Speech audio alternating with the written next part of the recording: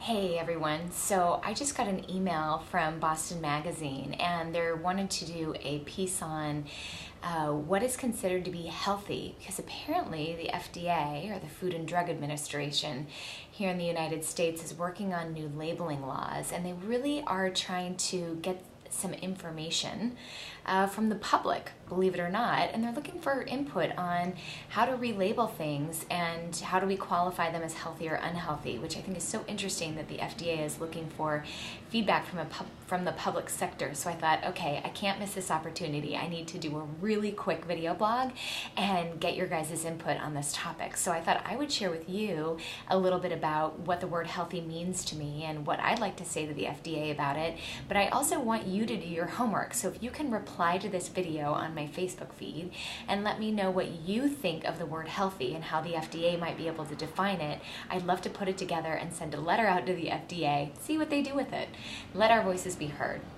So the first thing that I said, or that I'm thinking about saying to the FDA, is that health really can't be defined in an actual number. I mean, that's really where the FDA gets it wrong, in my opinion, is that they're trying to look for a single specific number or identifier on a food label to determine whether or not a food is healthy or unhealthy. The reality is that health is really determined by patterns over time. So if we look at behaviors that support health, this has got to be taken into perspective in day after day after day. What are the patterns that we engage in? One of the things that I talk a lot to my clients about is helping them to get comfortable with the idea that some foods are more nutritionally dense than other foods, and that's okay. Are Oreo cookies particularly healthful when it comes to their nutritional composition? No, they're not. But I really like Oreo cookies, so I eat them sometimes.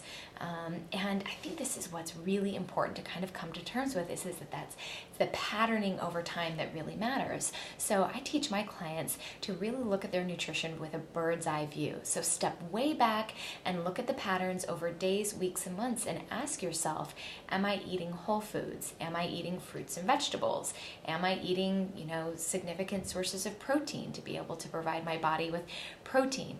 And to be able to really look at those patterns over time and realize that eating things that aren't particularly nutritious on a regular basis, when it's in the context of eating foods that are more healthful or more nutritious, is going to be perfectly fine and support your overall physical health, and perhaps even more importantly, allow you to feel healthy, not just in your body, but also in your mind and your spirit.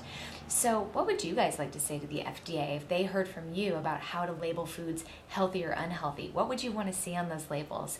Get creative and send me your thoughts. And let's kind of take the FDA on and see where we go with it.